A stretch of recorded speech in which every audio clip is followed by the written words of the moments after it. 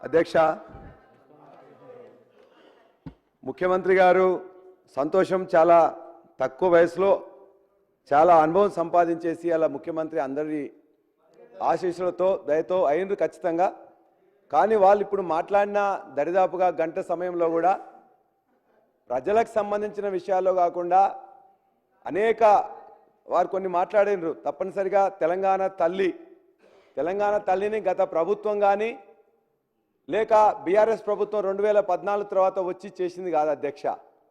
ఉద్యమ సమయంలో అనేక మంది శిల్పులు వాళ్ళు తయారు చేసింది తప్ప అది బీఆర్ఎస్ పార్టీ లేకపోతే ఆనాడు ఉన్న టీఆర్ఎస్ పార్టీ తయారు చేసింది కాదు. వాస్తవం అది. మేము చెప్పడానికి వినకపోతే మీరు ఓకే మీకు తెలియదు కాబట్టి చెప్తున్నాం. ఉద్యమ సమయంలో ఎక్కడున్నారండి? ఉద్యమ సమయంలో ఎక్కడున్నారండి? ఇగో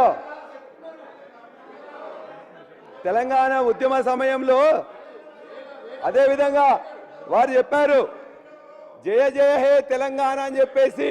కొత్తగా ఇవాళ జయ జయ తెలంగాణ అంటున్న సంతోషం. ఉద్యమ సమయంలో ఎక్కడున్నారు సార్?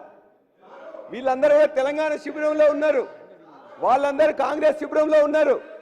ఈ ముఖ్యమంత్రి గారు ఆనాడు చంద్రబాబు గారు ధర్నా శిబిరంలో ఉన్నారు 2014లో. అది వాస్తవం అధ్యక్ష. ఇవాళ ఒకరి మీద ఒకరు అనుకోవడానికి కాదు. ఇవాళ దయచేసి ఇవాళ గద్దర్ యొక్క ఉద్యమ చెద్దరు కప్పుకొని తప్పుకుందాం అని చెప్పేసి అనుకుంటున్నారు. లేకపోతే ఇవాళ మా దగ్గర కూడా అనేక మంది గోరెడ్డి వెంకన్న కొడియాల ఎమ్మెల్సీ చేసుకున్నాం, పివి నరసింహరావు గారి పేరు ఒక ఇన్స్టిట్యూషన్కి పెట్టుకున్నాం, జయశంకర్ గారిది ఒక జిల్లాకు పేరు పెట్టుకున్నాం, జయశంకర్ గారిది ఒక యూనివర్సిటీకి పేరు పెట్టుకున్నాం, కొండా లక్ష్మణ్ బాపూజీ గారిది ఒక యూనివర్సిటీకి పేరు పెట్టుకున్నాం. అనేక ఉద్యమ నాయకుల్ని లేకపోతే సిద్ధాంతకర్తల్ని తెలంగాణ వాదుల్ని ఇవాళ అద్భుతంగా గౌరవించుకున్నది ఇలా తెలంగాణ ప్రభుత్వం.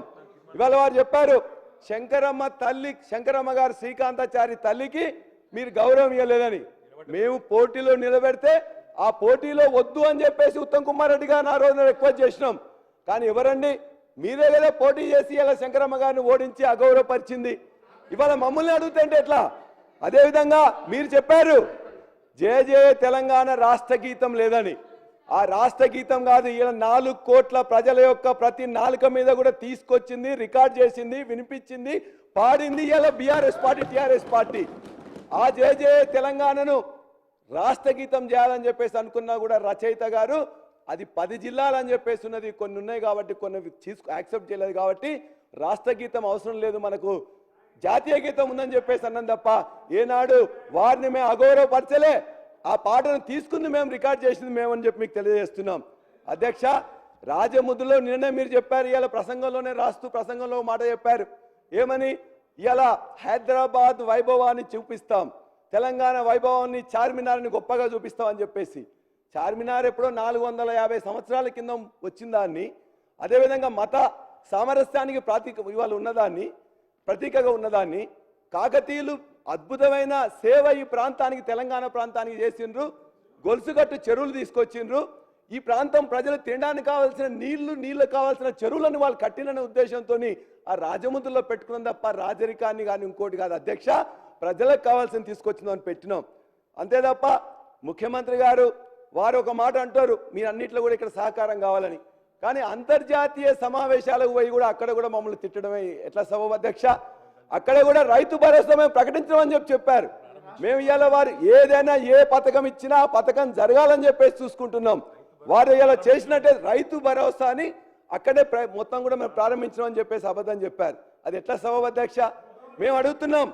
అదేవిధంగా ఇవాళ చెప్పాను, ఆటో డ్రైవర్ వచ్చినట్లయితే తగలబెట్టించుకున్నది. అధికారం మీ చేతిలో ఉన్నది, ఎంక్వైరీ చేయండి, ఇంటెలిజెన్స్ ద్వారా ఇన్ఫర్మేషన్ తెచ్చుకోండి. ఇటువంటి సత్యదూరమైన చెప్పడం అనేది సబబు కాదని చెప్పి కూడా వారికి తెలియజేస్తున్నాం. ఉద్యోగాల గురించి చెప్పారు. ఇవాళ నర్సులు కానీ సింగరేణి కానీ ఇవాళ ఇచ్చే 15,000 ఉద్యోగాలు పోలీసు కానీ ఎప్పుడు నోటిఫికేషన్ ఇచ్చిన అధ్యక్ష? ఎప్పుడైనా పోలీస్ డిపార్ట్మెంట్లో ఇప్పటివరకు 32,000 ఉద్యోగాలు మేము ఇచ్చినాం. ఏ రోజు ఇబ్బంది రాలే. 6 లేక 7 విద్యా సంస్థలు ఇలా హెల్త్ డిపార్ట్మెంట్ కానీ సోషల్ వెల్ఫేర్ కానీ మొత్తం కూడా అనేక ఇతర డిపార్ట్మెంట్స్లో అన్ని కూడా ఒక్కటే ఒక సమస్య, గ్రూప్ 1 సంబంధించింది 500 ఉద్యోగాలకు సంబంధించింది వస్తే దాన్ని రాద్ధాంతం చేసి ఇవాళ మొత్తం కూడా మమ్మల్ని బదనాం చేసి ప్రచార పటాటోపంతో మమ్మల్ని అందరినీ ఇబ్బంది పెట్టే ప్రయత్నం చేసింది తప్ప 1,60,000 ఉద్యోగాలు ఒక చిన్న తప్పు కూడా జరగలేదు అధ్యక్ష. ఇవాళ ఇచ్చే ముఖ్యమంత్రి గారు రేపు ఇచ్చే 15,000 ఉద్యోగాలు కూడా మేము నోటిఫికేషన్ ఇచ్చి మేము పరీక్ష పెట్టి మేము టెస్ట్ చేసినవి మాత్రమే రేపు వచ్చాయి. అయినా పర్వాలేదు, ఇది ప్రభుత్వం కాబట్టి ఖచ్చితంగా నడుస్తుంది. కనీసం దాన్ని వాళ్ళు ఒప్పుకుంటే మేమందరం కూడా సంతోషపడేవాళ్ళం. అంతేకాదు అధ్యక్ష, మేమనేది ఇవాళ పేర్లు పెట్టలేదు, ఇంకోటి పెట్టలేదు మేము అనలేదు అధ్యక్ష. వారి నాయకుడు రాహుల్ గాంధీ గారే చెప్పారు. ఉత్తరప్రదేశ్ ప్రభుత్వంలో అనేక ప్రభుత్వాలు కూడా అంతకుముందు బీజేపీ ప్రభుత్వం పేర్లు మారుస్తుంటే రాహుల్ గాంధీ గారే చెప్పారు, ఇవాళ పేర్లు మార్పు వలన బిల్డింగ్ల మార్పు వలన ఇవాళ అభివృద్ధి అనుకుంటే కాదు అని చెప్పింది. కాబట్టి మీ రాహుల్ గాంధీ గారు చెప్పిందే దయచేసి విని పేర్లు మార్పు కాదు మిగతాది మార్చాలని చెప్పేసి మేము అడుగుతా ఉన్నాం. అంతేకాదు సచివాలయం వారు చెప్పారు పూలే గారి పేరు పెట్టామని. భారతదేశంలో 29 సచివాలయాలు ఉంటే ఒకే ఒక్క సచివాలయానికి, తెలంగాణ సచివాలయానికి పేరు పెట్టింది బిఆర్ అంబేద్కర్ గారి పేరు పెట్టింది కేసీఆర్ గారి ప్రభుత్వం. వారు చెప్పారు మీ దగ్గరికి అందరు ఎమ్మెల్యేలు వస్తున్నారు, ఆ ఎమ్మెల్యేలు అందరూ కూడా వస్తే మీరు భయపడకండి, నేను కూడా అందరిని రిసీవ్ చేసుకుంటా అని చెప్పేసి ఇదే సభలో ఇంతమంది ఎమ్మెల్యేలు నిజంగానే వారిని కలిశారు. నలుగురు కలిశారు, ఇంకోరు ఇద్దరు కలిశారు. వారు ఏం చెప్పారు, నాకు అందరూ సమానమే, ఎమ్మెల్యేలు సమానమే, ఎంపీలు సమానమే, ఎమ్మెల్సీలు సమానమే, అన్ని పార్టీల వాళ్ళకు నాకు సమానమే చెప్పారు. అవును, మరి ఎవరికి ఎందుకు ప్రోటోకాల్ గెలిచిన ఎమ్మెల్యేలకు ఇవ్వట్లేదు అధ్యక్ష? ఇవాళ ఎస్డిపి 10 కోట్ల రూపాయలు ఇచ్చింది కదా, మరి లక్ష్మ మా అక్క అక్కడికి పోయి మాకు ఇట్లా ఇవ్వట్లేదని చెప్పేసి అడిగితే, అంటే వారు చెప్పిన దాంట్లో ఎంత నిజాయితీ ఉందంటే నేతి బీరకాయలో నేతి ఎంత ఉందో వారు చెప్పిన దాంట్లో నిజం కూడా అంతే ఉంది అధ్యక్ష.